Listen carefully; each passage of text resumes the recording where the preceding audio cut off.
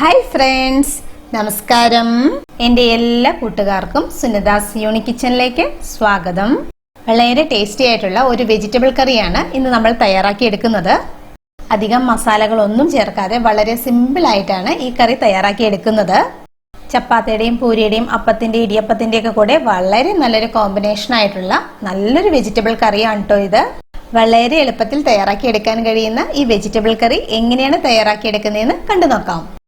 നമ്മുടെ കറി തയ്യാറാക്കി എടുക്കുവാൻ വേണ്ടിയിട്ട് ഞാനിവിടെ 2 ഉരുളൻകിഴങ്ങും 2 ക്യാരറ്റും ആണ് എടുത്തിട്ടുള്ളത്. കുക്കറിൽ വേവിച്ചെടുത്തിട്ടുള്ള ഉരുളൻകിഴങ്ങും ക്യാരറ്റും ആണ് കേട്ടോ ഇത്. അപ്പോൾ ആദ്യം തന്നെ നമുക്ക് ഈ ഉരുളൻകിഴങ്ങും ക്യാരറ്റും നല്ലതുപോലെ ഒന്ന് മാഷ് ചെയ്തെടുക്കണം. ഇതിപ്പോൾ ഉരുളൻകിഴങ്ങും ക്യാരറ്റും നല്ലതുപോലെ ഉടച്ചെടുത്തിട്ടുണ്ട്. ഇത് നമുക്കൊരു സൈഡിലേക്ക് മാറ്റി വെക്കാം കേട്ടോ. ഇനി നമുക്കൊരു പാനിലേക്ക് 2 ടീസ്പൂൺ വെളിച്ചെണ്ണ ഒഴിച്ചു കൊടുക്കാം. നമ്മുടെ ഈ കറി വെളിച്ചെണ്ണയിൽ തയ്യാറാക്കി എടുക്കുന്നതാണ് കേട്ടോ ടേസ്റ്റ്. വെളിച്ചെണ്ണ ചൂടായി വന്നപ്പോൾ 1/2 ടീസ്പൂൺ കടുക് ഇട്ട് കൊടുത്തിട്ടുണ്ട്.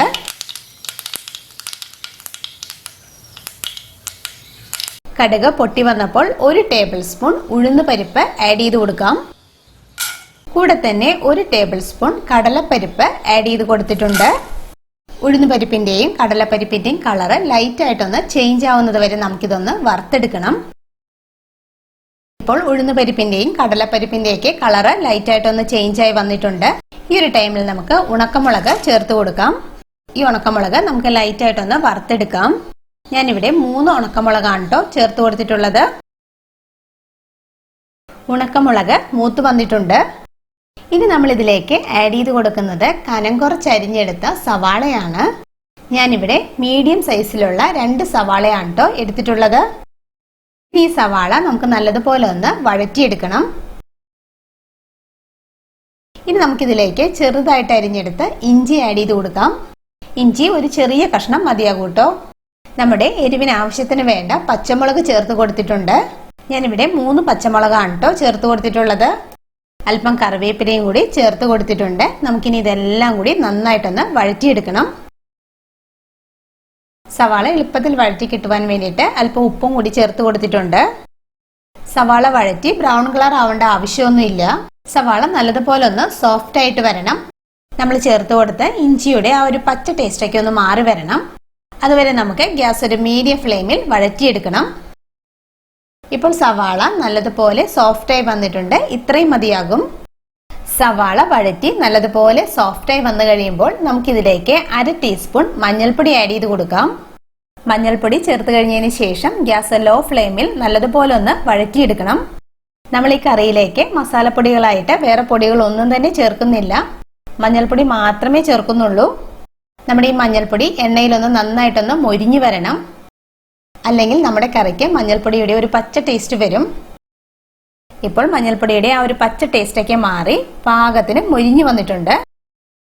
ഇനി നമ്മൾ ഇതിലേക്ക് ഗ്രീൻ പീസ് ആണ് ആഡ് ചെയ്ത് കൊടുക്കുന്നത്.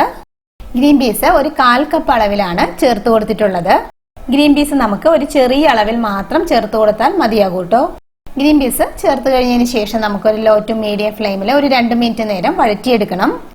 ഞാനിവിടെ ഫ്രോസൺ ഗ്രീൻ പീസ് ആണ് ചേർത്ത് കൊടുത്തിട്ടുള്ളത്. ഫ്രോസൺ ഗ്രീൻ പീസിന് പകരം നമുക്ക് ഡ്രൈ ഗ്രീൻ പീസ് ഉണ്ടല്ലോ, അത് വേണമെങ്കിലും എടുക്കാവുന്നതാണ്. അതാകുമ്പോൾ വെള്ളത്തിലൊന്ന് കുതിർത്തിയതിന് ശേഷം കുക്ക് ചെയ്തിട്ട് വേണം ചേർത്ത് കൊടുക്കേണ്ടത് കേട്ടോ. ഇനി നമുക്കിതിലേക്ക് നേരത്തെ ഉടച്ചു വെച്ചിരിക്കുന്ന ഉരുളൻകിഴങ്ങും ക്യാരറ്റും ആഡ് ചെയ്ത് കൊടുക്കാം. ഇനി നമുക്ക് ഗ്യാസ് ലോ ഫ്ലെയിമിൽ എല്ലാം കൂടി നല്ലതുപോലെ ഒന്ന് ഇളക്കി കൊടുത്ത് മിക്സ് ചെയ്തെടുക്കണം. നമ്മുടെ ഈ കറിയിൽ ഉരുളൻകിഴങ്ങും ക്യാരറ്റും വേവിച്ച് ഇതുപോലെ ഒന്ന് ഉടച്ചു ചേർക്കുമ്പോഴായിരിക്കും കേട്ടോ കൂടുതൽ ടേസ്റ്റ് കിട്ടുന്നത്. എല്ലാം കൂടി നന്നായിട്ട് ഇളക്കി യോജിച്ച് വന്നതിന് ശേഷം നമുക്കിതിലേക്ക് ഗ്രേവിക്ക് ആവശ്യത്തിന് വേണ്ട ചൂടുവെള്ളം ഒഴിച്ചു കൊടുക്കണം. ഞാനിവിടെ 1.5 കപ്പ് ചൂടുവെള്ളമാണ് ഒഴിച്ചു കൊടുത്തിട്ടുള്ളത്. ഇനി നമുക്കിതെല്ലാം കൂടി നല്ലതുപോലെ ഒന്ന് ഇളക്കി കൊടുത്ത് മിക്സ് ചെയ്തെടുക്കണം. ചൂടുവെള്ളം ഒഴിച്ചു കൊടുത്ത് നന്നായിട്ട് മിക്സ് ചെയ്തതിന് ശേഷം നമ്മുടെ കറിക്ക് ആവശ്യത്തിന് വേണ്ട ഉപ്പ് ചേർത്ത് കൊടുക്കണം.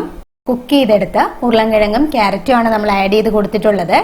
എങ്കിൽ പോലും നമ്മുടെ ഈ മസാലയുടെ ടേസ്റ്റ് ഉരുളൻകിഴങ്ങിലും ക്യാരറ്റിലൊക്കെ നന്നായിട്ട് പിടിച്ചു വരാൻ വേണ്ടിയിട്ട് ഒരു 5 മിനിറ്റ് നേരം നമുക്ക് ലോ ഫ്ലെയിമിൽ അടച്ചു വെച്ച് കുക്ക് ചെയ്തെടുക്കണം. എന്നാൽ മാത്രമേ നമ്മുടെ കറിക്ക് ആ ഒരു കറക്റ്റ് ടേസ്റ്റ് കിട്ടുകയുള്ളൂ. അപ്പോൾ നമുക്കിത് അടച്ചു വെച്ചിട്ട് ഗ്യാസ് ലോ ഫ്ലെയിമിൽ 5 മിനിറ്റ് നേരം കുക്ക് ചെയ്തെടുക്കാം. ഇടയ്ക്കൊന്ന് അടപ്പ് മാറ്റി ഇളക്കി കൊടുക്കണം കേട്ടോ. ഇതിപ്പോൾ കുക്ക് ചെയ്യാൻ വെച്ചിട്ട് 5 മിനിറ്റ് ആയിട്ടുണ്ട്. നമുക്കിത് ഓപ്പൺ ചെയ്യാം. ഇപ്പോൾ നമ്മുടെ കറി നന്നായിട്ടൊന്ന് തിളച്ച് അല്പം തിക്കായിട്ട് വന്നിട്ടുണ്ട്. ഈ ഒരു ടൈമിൽ നമുക്കിതിലേക്ക് നാളികേരത്തിന്റെ 1/4 പാൽ ആഡ് ചെയ്ത് കൊടുക്കാം. 1/2 കപ്പ് നല്ല തിക്കായിട്ടുള്ള പാലാണ് ആഡ് ചെയ്ത് കൊടുത്തിട്ടുള്ളത്. 1/4 പാൽ ആഡ് ചെയ്യുമ്പോൾ ഗ്യാസ് ലോ ഫ്ലെയിമിലായിരിക്കാൻ ശ്രദ്ധിക്കണം കേട്ടോ. 1/4 പാൽ ആഡ് ചെയ്തതിന് ശേഷം കറി തിളയ്ക്കേണ്ട ആവശ്യമില്ല. ജസ്റ്റ് ഒന്ന് ഇളക്കി കൊടുത്ത് ചൂടാക്കി എടുത്താൽ മാത്രം മതി. ഈ ഒരു ടൈമിൽ കറിയുടെ ഉപ്പ് ചെക്ക് ചെയ്ത് നോക്കണം കേട്ടോ. ഫൈനലി നമ്മുടെ വെജിറ്റബിൾ കറിയിലേക്ക് അല്പം മല്ലിയിലയും കൂടി ആഡ് ചെയ്ത് കൊടുത്തിട്ടുണ്ട്. മല്ലിയില ചേർത്ത് നല്ലതുപോലെ മിക്സ് ചെയ്തതിന് ശേഷം നമുക്ക് ഗ്യാസ് ഓഫ് ചെയ്യാം. നമ്മുടെ വെജിറ്റബിൾ കറി ഞാൻ ഈ ഒരു കൺസിസ്റ്റൻസിയിലാണ് തയ്യാറാക്കി എടുത്തിട്ടുള്ളത്. അപ്പോൾ ഇത്രയേ ഉള്ളൂ. വളരെ എളുപ്പത്തിൽ നമുക്ക് തയ്യാറാക്കി എടുക്കാൻ കഴിയുന്ന വളരെ ടേസ്റ്റി ആയിട്ടുള്ള ഒരു വെജിറ്റബിൾ കറിയാണിത്. ഈ വെജിറ്റബിൾ കറി ബ്രേക്ക്ഫാസ്റ്റിനും ഡിന്നറിനും സൈഡ് ഡിഷായിട്ട് എളുപ്പത്തിൽ തയ്യാറാക്കി എടുക്കാവുന്നതാണ് കേട്ടോ. ഒരു 10 മിനിറ്റ് കൊണ്ട് തന്നെ നമ്മുടെ ഈ ടേസ്റ്റി ആയിട്ടുള്ള വെജിറ്റബിൾ കറി തയ്യാറാക്കി എടുക്കാവുന്നതേ ഉള്ളൂ. അപ്പോൾ എല്ലാവരും ഈ വെജിറ്റബിൾ കറി തയ്യാറാക്കി നോക്കണം. ഉറപ്പായിട്ടും ഇഷ്ടമാകും.